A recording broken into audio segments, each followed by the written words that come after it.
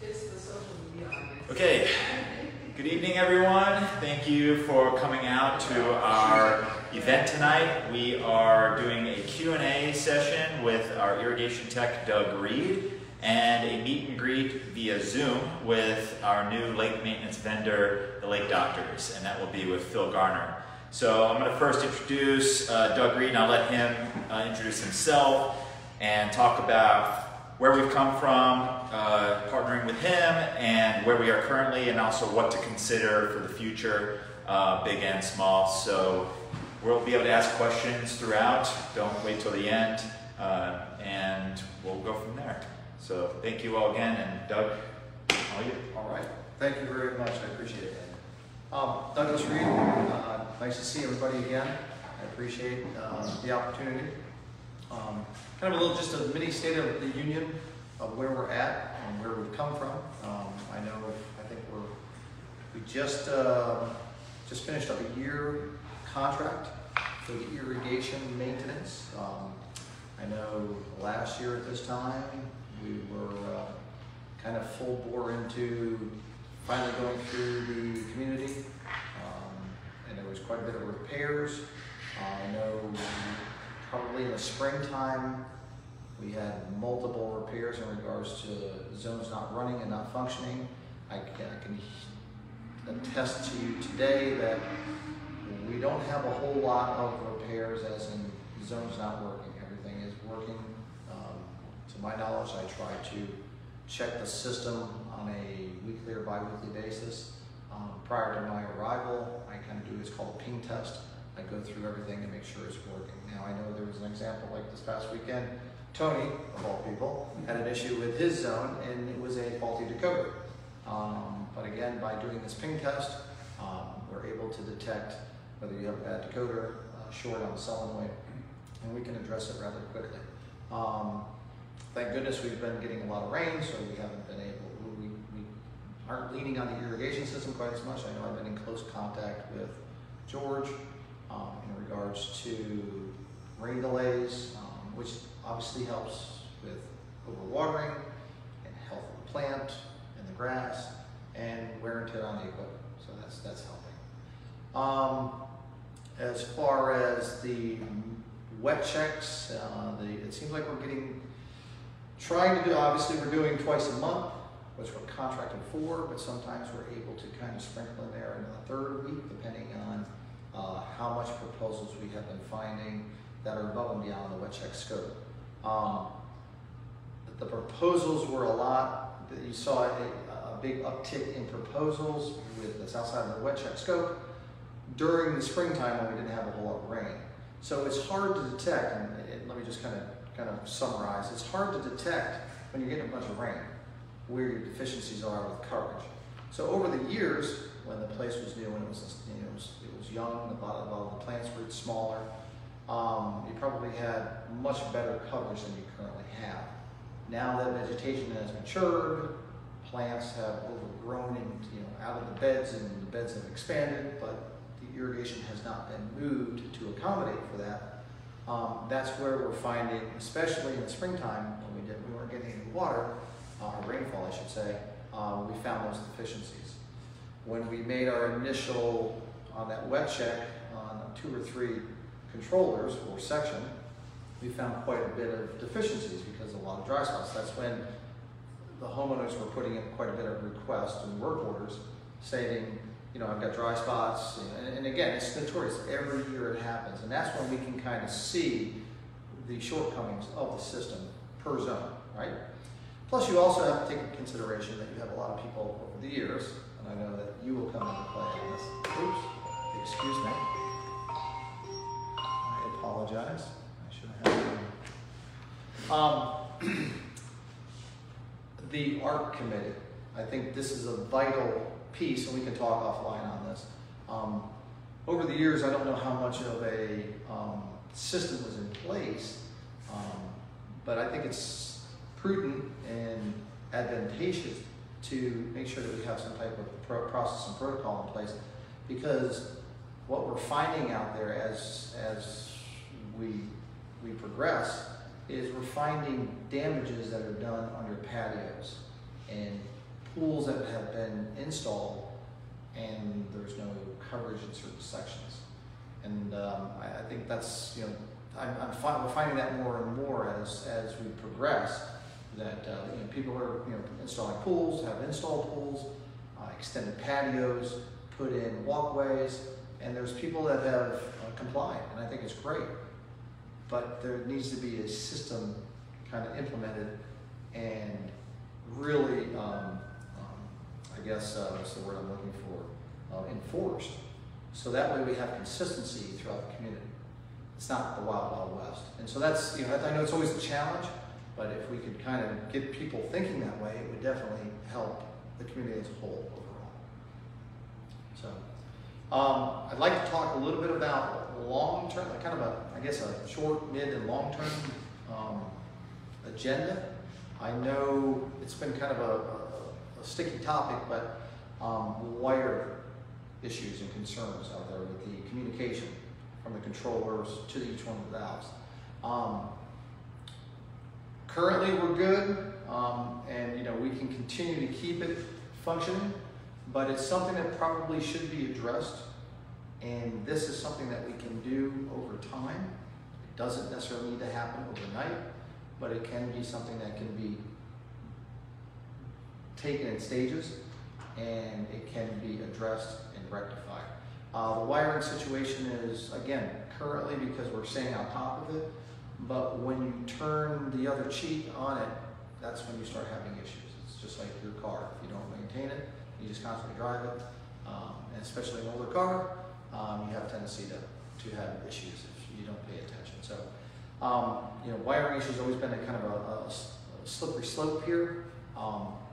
But our current state, everything's working, but it really needs to be not so much on the back burner, but it needs to kind of be slid towards the front burner. And we need to start talking about it and thinking about how we're going to have an approach to financially support the improvements down the road. And that could be a 3 to 5, 7, however you guys want to structure it. In conversation with George and Courtney, I think pump station, again, even though I don't specifically deal with the pump station, I know quite a bit about it, but again, I know enough to be dangerous. Pump station, not necessarily the building itself, but the station itself, which is your the heartbeat of the community, because without that, thank God we're getting water, rainfall, but without that, then we're going to be facing some serious issues. Pump station is good, but it's something that you guys want to be probably planning for, again, financially down the road. And when I say a station, again, I would suggest you get some quotes, multiple quotes to see what you're, apples to apples on the actual, what it produces, size of the motors. The motors are 75 horsepower motors. 2 of them, I believe, are 60 or 75s, and then they have a jockey. But looking at replacing not only the pumps, but also the control panel VFD system. So again, I don't have an exact number, but I would anticipate $100,000. Kind of a good starting point. So just for future planning purposes. Not saying we got to go out there and do something now, but we've kind of fixed this over the years, and it's probably something that's just like anything else, it gets tired, and we probably need to be upgrading. So, and that does not necessarily mean that it falls in a maintenance, but maybe like a capital expenditure. So, anybody have any questions? I mean, I'm kind of all over the place, but yes, sir. Good question. You mentioned a number, $100,000. What would that cover? What would be involved? So what that encompasses, it would be, we call it the skid. So it's the actual skid that sits in the on top of the wet well with the pumps, because they're columned pumps, and they're actually called bowl assemblies that sit down and suspend in the actual motor, 75 horse or 60, I can't remember what they are. They actually are the vertical turbines. And they might now, at this point in time, maybe they have a larger pump, and it can be one pump that can be consolidated from 2. And, but I'm saying the demand, you have to look at what those were originally designed for, and you want to spec exactly what they were designed for. But you might be able to get away with one pump to take the place of two, and from a cost perspective. But it also it has the control panel, which is the brains, which has got the VFD inside, and it's got the flow aspect of it, and the high flow, low flow parameters that you can set.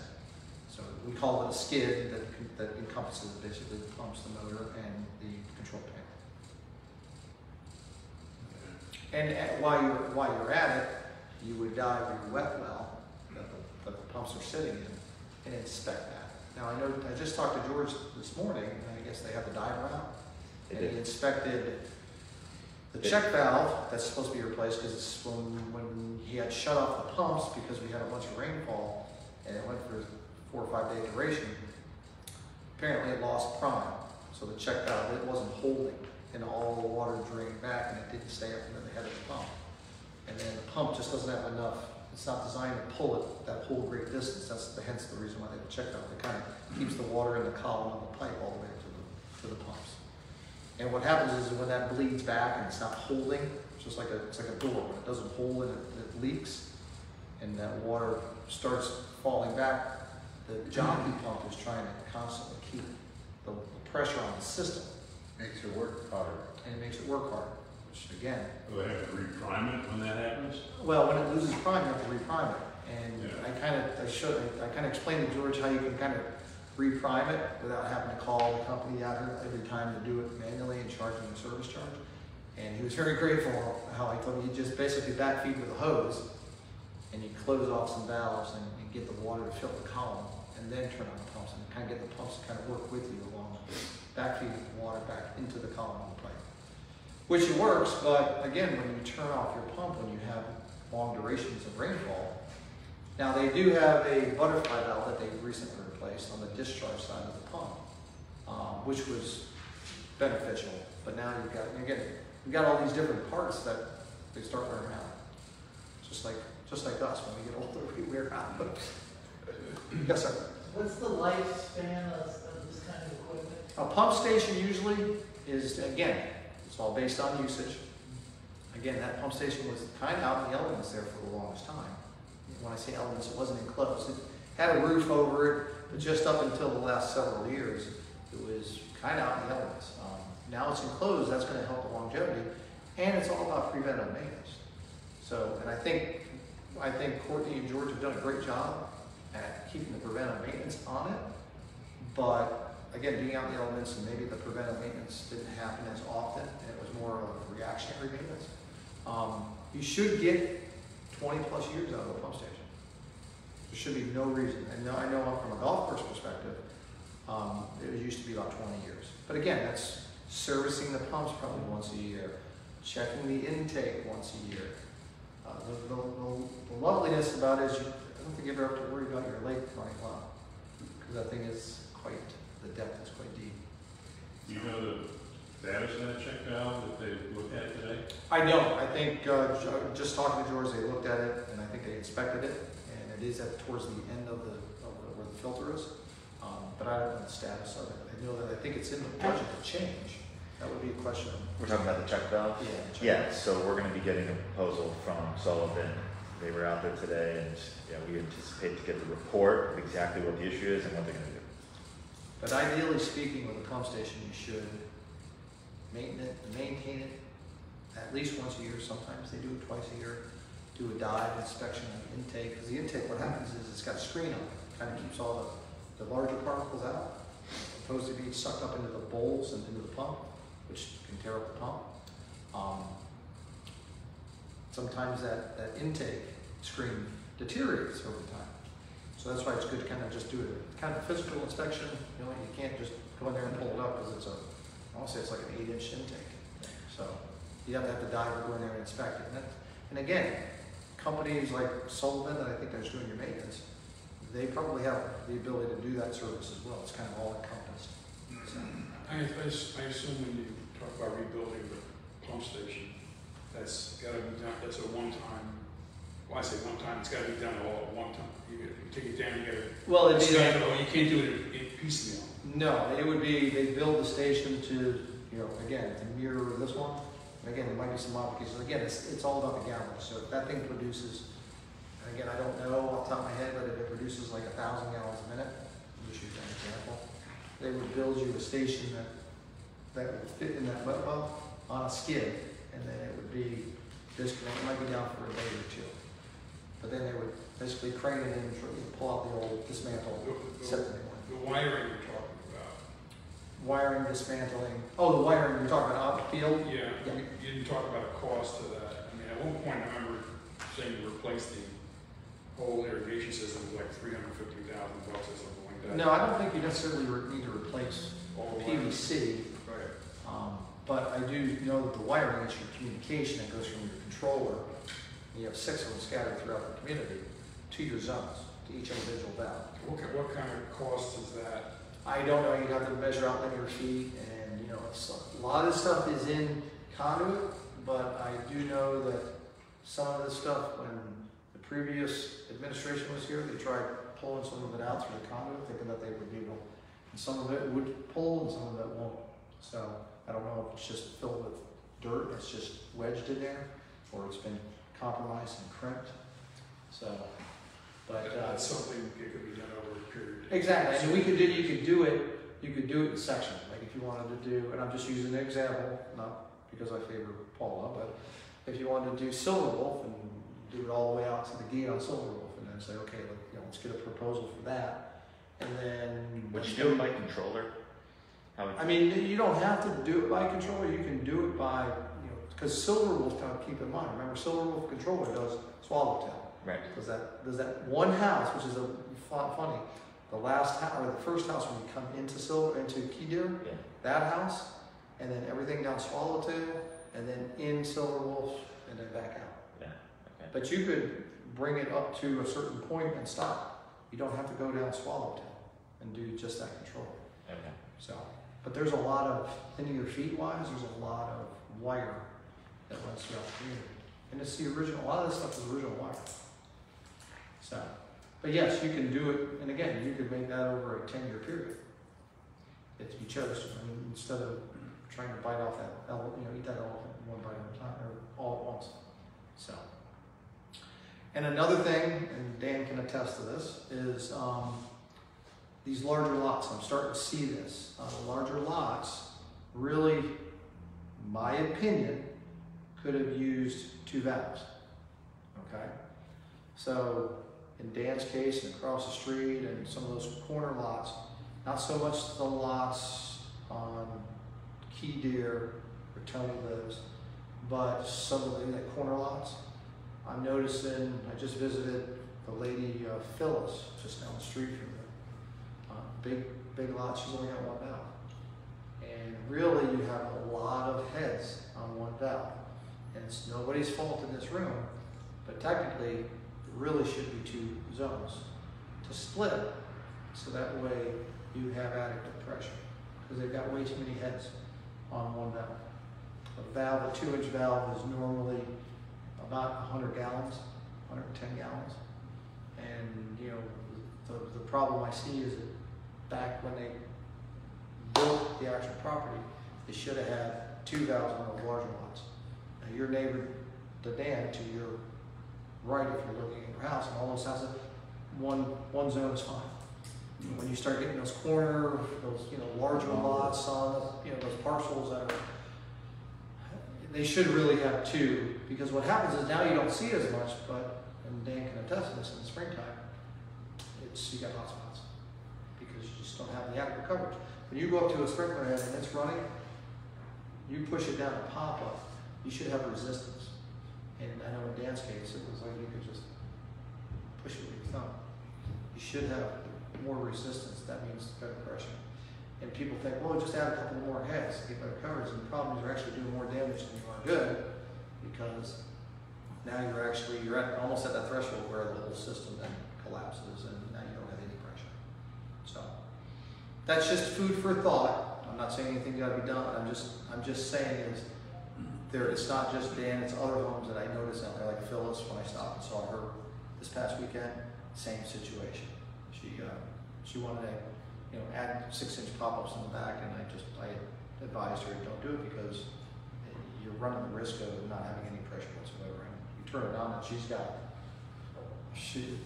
like kind of catty corner from Michelle on Dan's side. But yeah, she's got, I think I counted like 40-some heads, 50-some heads on one valve. Okay. We got time for about one more question. Yeah, I'm sorry, I didn't mean to. Yes, ma'am. I'm on the art committee. Perfect, So awesome. I just want to let you know, over the last couple of months, right, Tony, that anything that comes through where they're having to put a pool in or they're putting like a little putting green or whatever they're doing. Yeah, I did some work. They've for been Adrian. They're told great. they have got to call you before they even touch anything for Yes, ma'am. digging. So I do know that there's a home, and I don't know the address, I'm not gonna mention names, but there was a home that she was extending her patio. Yeah. And there was no, because I have a decent memory, I forget sometimes, but I went out there and I saw that the pipe was running right directly. And I asked her, I try not to, conflict with the homeowners, because that's not my, that's not my, it's not my place. Yeah. But I asked her, did she fill out an ARC form? She's like, yeah. And I'm like, did anybody cap any heads? Well, George came out and capped them. And I asked George, he was like, oh, I didn't cap them. And there was a pipe running, and I just kind of, I let George know, I let Courtney know, and Yeah. just like the gentleman, third house before you get to Baldigo and Longsboro. So, One more question? This is a personal question, but I actually have the opposite problem between the house next to me and me. We have too much water, and can George cap off? yeah, so I was actually I was having a conversation with George about this today. He was going to visit a house. If you have, I like to use adjustable nozzles. So adjustable nozzles, you can make them Less 5 degrees to 360, right? You can actually turn those things where they turn off. They'll still pop up and erect, but they won't distribute any water. If, I like to put those in along a house, especially where you have houses that are tight and you have maybe a little drainage issue, it stays wetter, you're getting your coverage and then your neighbor's coverage. You can turn those off, they'll still pop up, but they won't distribute any water. And then as that spot dries out, if it ever does dry out, you can always put in a work order and say, hey, I need you to open these heads back up, I'm starting to dry out. So Yeah. that's what, we talked about that today, George and I, and George actually had some nozzles and he was gonna put in, it might have been your house, I'm not quite I sure. wish. But yeah, he was working on a work order, so, yeah. And that's the best thing, instead of capping, because then you gotta dig it up, and you cap, and the next thing you know, oh, it's drying out, then you gotta dig back up, put the head back in, where I like to just use those nozzles, and just shut the nozzles off. That's a great idea. Awesome. Doug, thank you for your time. Absolutely, thank you. And thank you for all the work you're doing for us. No, thank you. I appreciate the opportunity. All right, appreciate it. I just want to say one last thing. This is for the homeowners. If you see Doug or his crew out and about doing their wet checks, don't go out there and just approach them. Place a work order. He will come